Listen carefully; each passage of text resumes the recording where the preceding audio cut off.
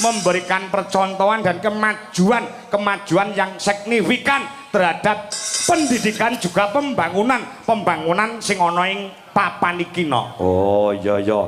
Dadi iki ngiras pantes peresmian gedung baru sing ana ngarep sing mapane ana ing ngarep musala utawa ngarep masjid kuwi ya yo heeh sing ana live kuwi heeh juga peresmian itu. Oh ngono ah ya terus hamba muji donga memuji supaya piye Mas sadaya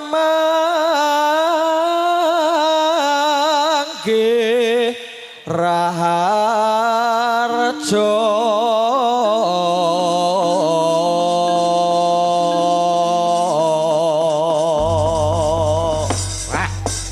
sedaya manggih raharja becik